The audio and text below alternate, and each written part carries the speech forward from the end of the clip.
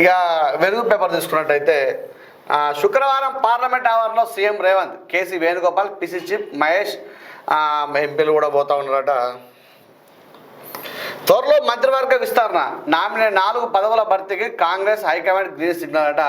BC Mudiraj అట, మంచిగానండి BC Mudiraj, SC Reddy minority వర్గాలకు ఛాన్స్ అట. CM Revanth deputy CM Bhatti, మంత్రి ఉత్తమ్, పిసిసి మహేష్తో చర్చించిన వేణుగోపాల్. ఢిల్లీలో 4 విడివిడిగా భేటాట, పలువుల పేర్లు ప్రస్తావన. ప్రస్తుతం 6 మంత్రి పదవులు కాలట, 4ంటికి ఓకే, 2 పెండింగ్ అట. ఖార్గేతో సీఎం భేటీ. ఇక్కడ బీసీ ముదిరాజు అంటే అక్కడ ఒక్కడే గెలిచినాడు, వాకటి శ్రీహరి గారు గెలిచినారు. వారు ముదిరాజు కులానికి సంబంధించిన వ్యక్తి, వారికి మంత్రి పదవి ఇచ్చే కన్ఫర్మ్ అయినట్టుగా తెలుస్తూ ఉంది. అంతే కదా. నెక్స్ట్ లేదంటే మరి ఎవరైనా మరి ఎమ్మెల్సీ చేసి గట్రా తీసుకుంటారని కూడా చూడాలి ముదిరాజు నుంచి, నాకు తెలిసింది. అంతే, అవి 2 అంతకుమించి వేరైతే లేదు ముదిరాజు కులానికి సంబంధించింది. అయితే దాదాపు 7 కాలంగా పెండింగ్లో ఉన్న తెలంగాణ రాష్ట్ర మంత్రివర్గ విస్తరణ కాంగ్రెస్ హైకమాండ్ ఓకే చెప్పినట్టు తెలిసింది. త్వరలో పదవులు భర్తీ చేయాలని నిర్ణయించిన సమాచారం. మంత్రివర్గంలో 18 మంత్రి పదవులు సీఎంతో కలిపి ఉండగా ప్రస్తుతం 12 మంది ఉన్నారు. ఖాళీగా ఉన్న 6 పోస్టుల్లో 4ంటికి హైకమాండ్ గ్రీన్ సిగ్నల్ ఇచ్చినట్టు సమాచారం. వీటిని BC Mudiraj, SC Reddy minority వర్గాలు కేటాయించాలని డిసైడ్ అయినట్టు తెలిసింది. ఇప్పటికే రెడ్డిలు ఎంతమంది ఉన్నారా? ఒక మాట, రెడ్డిలు ఎంతమంది ఉన్నారా? ప్రతిదానికి రెడ్డి తప్ప అసలు ఈ జనరల్లో ఇప్పటికి కూడా ఇప్పుడు 50% బీసీలు ఉన్నాయని చెప్పింది కదా. మరి మంత్రివర్గ విస్తరణ లోపల ఈ రెడ్డిలు ఎందుకే? మళ్ళీ అదే కదా, మాట రెడ్డిలు ఎందుకు? వాళ్ళదే రాజ్యం, బీసీలకు ఇవ్వాలి కదా, వాళ్ళదే రాజ్యం. అయినా సరే ఇప్పుడు ఎంతమంది ఉన్నారు? ఉత్తమ్ కుమార్ రెడ్డి ఉన్నాడు, కోమటి రెడ్డి ఉన్నాడు, రేవంత్ రెడ్డి ఉన్నాడు, ఇంకెవరున్నారా? పొంగిరెడ్డి శ్రీనివాస్ రెడ్డి ఉన్నాడు, రావవుతాడు 4. ఇంకెవరున్నారు మంత్రి పదవులు? హైదరాబాద్ నుంచి రెడ్డి అంటే మర్చిపోయాను, హైదరాబాద్ రెడ్డి అంటే ఈయనకు వస్తుంది, మన మల్రెడ్డి రంగారెడ్డి గారికి వస్తుంది. ఎందుకంటే హైదరాబాద్ ఖాళీ ఉంది అక్కడ. హైదరాబాద్లో మంత్రివర్గంలో వారికి ఛాన్స్ రాలేదు కాబట్టి రైట్, మల్రెడ్డి రంగారెడ్డి గారికి హైదరాబాద్ స్థానం నుంచి వస్తుంది. ఎందుకంటే హైదరాబాద్ ప్రాతినిధ్యంలో మంత్రి పదవి లేదు వాళ్ళకి కాబట్టి ఆయనకి ఇస్తారు. డిసైడ్ చేసే ఇలా వర్గాలు డివైడ్ చేసి. మరి ఎస్సీ ఉంది, ఇక్కడ ఎస్సీ కోట ఉంది. మరి చెన్నూరు ఎమ్మెల్యే వివేక్ గారికి వస్తుందా? తర్వాత మరి మైనార్టీ వర్గాలకు అన్నారు, మైనార్టీ వర్గాల కంటే అక్కడ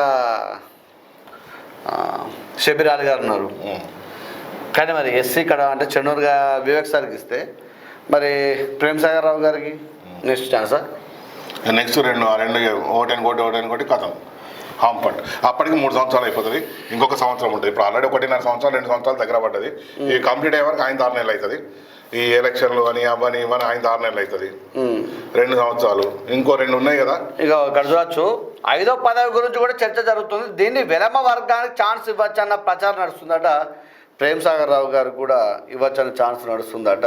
అంటే జిల్లాలో 2 మంత్రి పదవులు వస్తాయి, అద్భుతంగా ఉంటుంది. చిన్న జిల్లా అయినా కూడా 2 మంత్రి పదవులు వస్తే ఎంత బాగుంటుంది కదా. కులగణంలో బీసీలు 5.5% పెరిగారు, ఓసీలు 6% తగ్గారు. మీడియాతో చిట్చాట్లో సీఎం రేవంత్ రెడ్డి వెళ్ళారు. ప్రజలను బీఆర్ఎస్ తప్పుదో పట్టిస్తుందని ఫైర్. సైంటిఫిక్ మెథడ్లో కులగణన సర్వే చేపట్టాం. ముస్లింల రిజర్వేషన్ సమస్యకు త్వరలో శాశ్వత పరిష్కారం. ప్రతిపక్షాలపై రాజకీయ కక్ష సాధింపులు ఉండవు, చట్ట ప్రకారమే చర్యలు, కర్మ ఎవరిని వదిలిపెట్టదు. మంత్రివర్గ విస్తరణపై అధిష్టానం నిర్ణయమే ఫైనల్. పార్టీ ఇచ్చిన పని పూర్తి చేయడమే నా బాధ్యత, వ్యక్తిగత నిర్ణయాలు ఉండవు, తన ఫోకస్ అంతా రాష్ట్రాభివృద్ధి పైనని స్పష్టీకరణ. అయితే చెప్పండి, ప్రజల్ని బీఆర్ఎస్ తప్పుతో పట్టిస్తుందని ఫైర్. అసలు బీఆర్ఎస్ తప్పుతో పట్టిస్తుందా, కాంగ్రెస్ తప్పుతో పట్టిస్తుందా? ఓసీలు 6% తగ్గారు, జనాభా పెరుగుతుందా తగ్గుతుందా? ఎలా తగ్గుతుంది? అదే కదా, జనాభా ఎలా తగ్గుతుంది? ఇక్కడ బీసీలలో కూడా అంత ఉంటే వాళ్ళు తగ్గిందన్నారు, ఓసీలు తగ్గిందన్నారు, మరి పెరిగింది ఎవరు? మరి ఇట్లయితే దేశ జనాభా కూడా తగ్గాలిగా. అదే కదా, దేశ జనాభా ఏమో పెరుగుతుంది, ఇక్కడ రిజర్వేషన్ ఓసీలు తెలంగాణలో తగ్గుతుంది కావచ్చు. మరి ఎట్లా తగ్గుతుంది? వాళ్ళ లెక్కల ప్రకారం తగ్గుతుంది అంతే కదా. వాళ్ళన్న ప్రకారం అయితే తగ్గుతుంది, తగ్గినట్టే కదా. అంతే కదా. మరి లెక్క ప్రకారం ఇప్పుడు మనం సగటు తీసుకుంటే మొత్తం తగ్గినట్టే లెక్క ప్రకారం సగటు. ఇప్పుడు జనాభా తగ్గింది, 4 కోట్ల నుంచి మనం 3 కోట్లకు వస్తా, మన నెక్స్ట్ 2 కోట్లకే వస్తుంది కావచ్చు. అంటే ఇప్పుడు ఈ లెక్కలో సంక్షేమ పథకాలు కూడా 2 కోట్ల మందికి ఇవ్వాలి కదా. ఇవ్వాలి కదా. ఇప్పుడు ఈ తగ్గుదల ప్రకారమే సంక్షేమ పథకాలు ఇవ్వాలి. ఇంకోటి, ప్రతిపక్షాలపై రాజకీయ కక్ష సాధింపులు ఉండేవాట. కర్మ ఎవరిని వదిలేదు, చట్ట ప్రకారమే చర్యలు అంటారు. కవితమ్మ అరెస్ట్ అవుతుంది అని చెప్పి ఊరించి ఎలక్షన్ ముంగట పెడితే ఆమెకు బెయిల్ వచ్చడానికి సంవత్సరం పట్టింది. అవునా కదా. అలానే కేటీఆర్ కేటీఆర్ మీద కూడా ఇక పోయిండు ఇక అటే, ఇక పోయిండు అటే పోయేదే వచ్చేలే. కానీ ఈ టీవీలకు టీఆర్పీ రేటింగ్ పెరుగుతూ ఉంది. తర్వాత ప్రజల్లో కూడా అరే ఇవాళ కేటీఆర్ అక్కడికి పోయిండు. వీళ్ళు నాయకులు అయితే ఊగిపోకడం మా వస్తాడా రాడా పోలింగ్ మళ్ళీ ఇదంతా పోయి దరిద్రం ఏంటంటే పోయినోడు పోయిండు వచ్చాడు, ఇక మావాడు పులి పోయి వచ్చిండు ఏమో కూడా అంటాడు. ఈయన భయం ఈయనకు ఉంటుంది. కానీ ఈ నాయకులు మాత్రం మావాడు పోయి వచ్చిండు అరెస్ట్ చేసే దమ్ము ఉందా? ఏదున్నా కులగణాలలో మొత్తం తప్పుల తడికే. అది బీసీలదైనా, ఓసీలదైనా, ఎస్టీలదైనా, ఎస్సీలదైనా మొత్తం తప్పులే. జనాభా ఎక్కడ తగ్గదు, ఏ వర్గంలో తగ్గదు, అన్ని వర్గాలలో పెరుగుదలే. ఇన్నాళ్ళు బీసీ ఈ లెక్కలు లేక సమస్య. కేసీఆర్ హయాంలో చేసిన సమగ్ర కుటుంబ సర్వే ప్రకారం చూస్తే 51% బీసీలు, 21% ఓసీలు, 18% ఎస్సీలు, 10% ఎస్టీలు ఉన్నారని సీఎం రేవంత్ రెడ్డి తెలిపారు. కానీ తమ సర్వేలో బీసీ ఏబిసిడిలో 46.20%, బీసీఈలో 10% జనాభా ఉన్నట్టు తేలిందట. అంటే ముస్లిమేతర బీసీ ఉంటుంది కదా, అది దాన్ని కలుపుకుంటే 50% అయిందట. అయితే రెండు కలిపితే 56% బీసీ లెక్కలు తేలినాయట. బీసీ జనాభా లెక్కలు లేనందుకు రిజర్వేషన్ల విషయంలో సమస్యలు వస్తున్నాయట. 10% ఉన్నారట బీసీ లోపల, వాళ్ళు 10% ఉన్నారట ముస్లిమ్స్. నార్మల్ అంటే వీళ్ళు ఇప్పుడు ముస్లిమ్స్లో కూడా అలా కూడా ఓసీలు అంతే కదా, వాళ్ళకు ఉంటాయి. మహమ్మదు, షేక్స్, ఇంకోటి ఎండి, ఎస్కే, అంతే ఇంకోటి అంత ఐడియా లేదు. అయితే వర్కింగ్ ప్రెసిడెంట్లో 4 అట. ఎస్సీ, ఎస్టీ, రెడ్డి మైనార్టీ వర్గాల నుంచి ఎంపిక చేరిన ఏఐసిసి అట 20 మంది పైగా వైస్ ప్రెసిడెంట్లు. నేడు రేపు 25 మందితో పీసీసీ కొత్త కార్యవర్గం అట. పార్టీ జనరల్ సెక్రటరీ పోస్టు ఇప్పుడు లేనట్టే. దేశవ్యాప్తంగా ఒకేసారి జిల్లా అధ్యక్షుల నియామకం అట. అయితే తెలంగాణ ప్రదేశ్ కాంగ్రెస్ కమిటీ టీపీఎస్ కొత్త కార్యవర్గం ఫైనల్ అయింది. సుమారు 25 మందితో లిస్టు రెడీ అయినట్టు తెలుస్తుంది. 4 వర్కింగ్ ప్రెసిడెంట్గా 20 మంది పైగా వైస్ ప్రెసిడెంట్లు నియమించనున్నారు. ఫైనల్ జాబితాను 1-2 రోజుల్లో ఆ పార్టీ అధిష్టానం ప్రకటించినట్టు ఏఐసిసి వర్గాల ద్వారా తెలిసింది.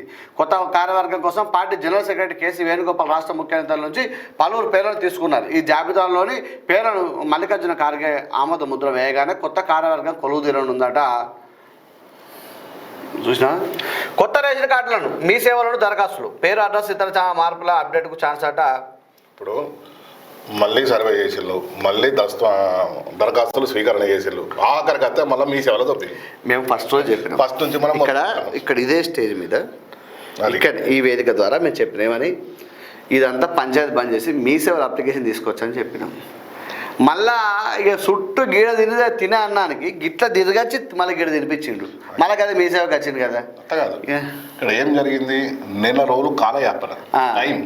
ఇక్కడ ప్రజల్లో మన తీవ్ర వ్యతిరేకత, టైం కావాల్సిందే కాలయాపన. కాబట్టి వాళ్ళు చేసింది అదే, తీవ్రమైన వ్యతిరేకత వచ్చింది ప్రజలలో. వ్యతిరేకత అదే. ఫస్ట్ వీళ్ళు ఏం చేసిన, ఫస్ట్ అవి తీసుకున్నారు, అప్లికేషన్స్ తీసుకున్నారు.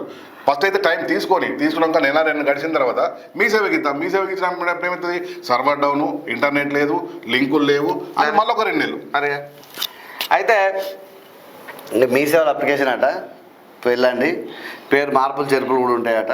జాగ్రత్తగా అప్లికేషన్ పెట్టుకోండి. అందరికి కూడా రేషన్ కార్డులు కావాలని మా వేదిక ద్వారా కోరుతూ ఉన్నాం. ఇవాటి నుంచి అనేది కూడా ఇక్కడ ఇవ్వలేదు. చూడండి, ఇది ఎప్పటి నుంచి స్టార్ట్ అవుతుందో కూడా ఇవ్వలేదు. ఇంకా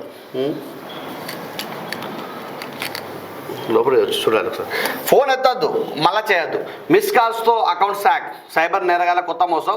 ఆన్లైన్లో వర్చువల్ నెంబర్స్ కొనుగోలట. ఫేక్ ప్రొఫైల్తో ట్రూ కాల్ అమ్మాయిల డిపాట. ఇతర దేశాల నెంబర్స్తో మిస్ కాల్స్ ఇచ్చి ట్రాపట. అప్రమత్తంగా ఉండాలని సైబర్ క్రైమ్ పోలీసులట. +91 మినహా ఇతర దేశాల కోడ్ నెంబర్స్ జాగ్రత్త అని వార్నింగ్ అట. చూడదు ఇగో మన పని మనం చేసుకుంటూ పోతాను, వాడి పని ఆడ చేసుకుంటూ పోతాను. అంతే కదా. ఒకరికి మించిన టెక్నాలజీ ఒకరి దగ్గర ఉన్నది. మరో 487 మందిని పంపిస్తున్నాం. డిపోర్టేషన్ ఏర్పాటు చేస్తున్న అమెరికా అధికారులట. ఈ మేరకు సమాచారం అందినట్లు భారత విదేశాంగ శాఖ వెల్లడి. ఇప్పటికే 104 మంది ఇండియన్స్ను పంపేసిన అమెరికా 3 ఏళ్లలో 4200 మంది అక్రమంగా అమెరికాలోకి వచ్చిందట. కొరియర్ కస్టమర్ కేర్ పేరుతో లోటేట. కాల్ ఫార్వర్డింగ్ స్కామ్కు తెరదీసిన సైబర్ నేరగాలకు వార్త కథనం రావడం జరిగింది. భూభారతి రూల్స్కు ధరణి పోర్టల్ బేకాట. నెల గడుస్తున్న ఖరారుకాని నిబంధనలు 40-45 రోజుల్లో తెస్తామని గతంలో వెల్లడి. రూల్స్కు ధరణి పోర్టల్ సాఫ్ట్వేర్కు లింక్ పెట్టి ఆలస్యం. యూజర్ ఫ్రెండ్లీ లేక రైతులకు తిప్పడాట. యూజర్ ఫ్రెండ్లీయా లేక రైతులకు తిప్పలా? ఏది భూభారతి రూల్స్కు ధరణికి భూభారతికి యూజర్ ఫ్రెండ్లీ ఉంటుందా, రైతులను తిప్పలు పెట్టినట్టు ఉంటుందా అనే పరిస్థితి ఉంది. ఇప్పుడు వీళ్ళు కూడా ఇప్పుడు గతంలో వీళ్ళు ఏమన్నారంటే అప్పుడున్న సిస్టమ్ తీసేసి ధరణి వచ్చింది, ధరణిలో కొన్ని వేల ఎకరాలు వాళ్ళ పొలం చేసుకున్నారన్నారు. మరి వీళ్ళు కూడా వేల ఎకరాలు చేస్తారా, లక్షల ఎకరాలు చేస్తారా? మరి వీళ్ళు ఎందుకు మారుస్తున్నారు? చేస్తే అప్పుడే మార్చేయాల్సింది. ఎన్ని రోజులు పడుతుంది అసలు? అవును, అదే ప్రాణాలు తీస్తున్న ఓవర్ స్పీడ్. రోజు 20కి పైగా యాక్సిడెంట్ అంట. సాయంత్రం 6 నుంచి 9 గంటల మధ్య అత్యధికం అంట. చనిపోతున్న వారిలో 90% మంది 2 వీలర్స్ వారే. 3 ఏళ్ళలో 11,000కు పైగా మరణాలట. నేడు రాష్ట్ర వ్యాప్తంగా 3,578 మంది మృత్యువాదట. దయచేసి యువత కూడా 6 నుంచి 9 అంటే సాయంత్రం పూట ఎక్కువ అవుతున్నాయి. చీకట్లో కనబడకుండా రకరకాల పంచాయతీలతోనే అవుతూ ఉన్నాయి. జాగ్రత్తగా ఉండి, ఎందుకంటే మీకు ఇంటికాడ కుటుంబం చూస్తూ ఉంటుంది, మీ అమ్మ నాన్న ఉంటారు, పెళ్ళి అయితే భార్య పిల్లలు చూస్తూ ఉంటారు. కాబట్టి చిన్న ఆపద జరిగితే హాస్పిటల్కి అంటే 5 నిమిషాలు నువ్వు తొందరగా పోవాలని నువ్వు పోతా ఉన్నావు, ఏదైతే పోతావో 5 నిమిషాల ముందు పోవాలని చేసిన ప్రయత్నం ఏదైతుందో నీ జీవితాన్ని 6 నెలలు మంచం మీద బండబెడుతుంది. అవసరం వస్తే వాళ్ళు కనబడకుండానే చేసే పరిస్థితి కనబడుతుంది. కాబట్టి పేరుకు ముందు కీర్తిశలు కూడా పడతాయి. కాబట్టి దయచేసి మీరు ఇటువంటి పనులు చేయకండి. 5 నిమిషాలు అవుతుంది, 10 నిమిషాలు పడి ఆగేటోడు ఎట్లా అవుతాడు? పోయి చేసేది ఏముంది అంతగానో? గావరపడకండి దయచేసి. ఇక్కడ ఏం జరుగుతుందంటే మార్కెట్లో స్పీడెస్ట్ రేసుకు సంబంధించిన బైకులు అందుబాటులో వచ్చినాయి. గతంలో అందుబాటులో ఉండేవి కావు. రేసుకు సంబంధించిన బైకులు అందుబాటులో వచ్చి ఈ తల్లిదండ్రులను పిల్లలు ఇబ్బంది పెట్టి ఆ బైక్స్ కొనిపిస్తున్నారు. వాస్తవానికి ఇక్కడ పేపర్లో ఇచ్చినట్టే సాయంత్రం 6 నుంచి 9 అని వీళ్ళు కాలేజీకి పోయొచ్చో లేకపోతే పనులకు పోయొచ్చో 6 నుంచి 9 వరకు రేసుతో కూడిన సౌండ్ అని సౌండ్ క్రియేట్ చేసుకుంటూ ఓవర్టేక్ చేసి దేనికో దానికి కుదుకొని యాక్సిడెంట్ల పాలవుతున్నారు. దురదృష్టశాతం చనిపోవాల్సి వస్తుంది కూడా. ఈ విషయంపై ఎన్నోసార్లు అవగాహన కార్యక్రమాలు చేసినా కానీ తల్లిదండ్రులు కానీ పిల్లలు కానీ పట్టించుకోవట్లేదు. స్పీడ్కు సంబంధించిన బైకులు కొనివ్వకండి. అటువంటి కొనిచ్చినా కానీ కొన్ని జాగ్రత్తలు పాటించండి. ఫస్ట్ పోలీసు వాళ్ళు అయితే ఎంతో చెప్తున్నారు, హెల్మెట్ కంపల్సరీ, స్పీడ్ వద్దు అని చెప్పేసి.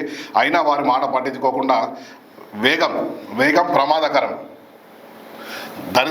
దరిదాపుల యువతే చూడండి, ఇక్కడ ఎంత యువత, 80% మంది కూడా 28 ఏళ్ళ లోపు యువతనట. జాగ్రత్తలను కోరుతాము. అలాగే ఇవాళ ఢిల్లీ రిజల్ట్స్, అసెంబ్లీ ఎన్నికల ఫలితాలపై ఉత్కంఠ.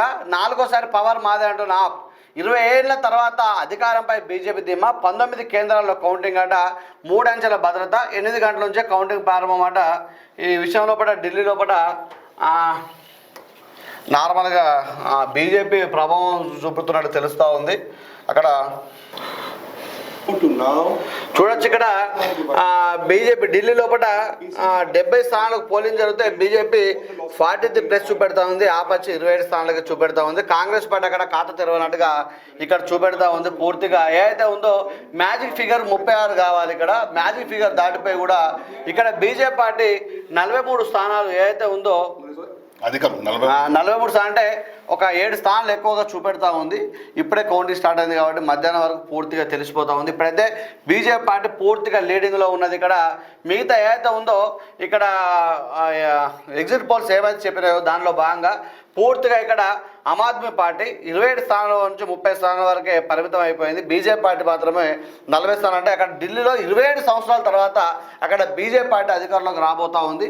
దీని మీద ప్రత్యేక కథనం మధ్యాహ్నం కానీ రేపు పొద్దున కానీ మాట్లాడదాం. రైట్.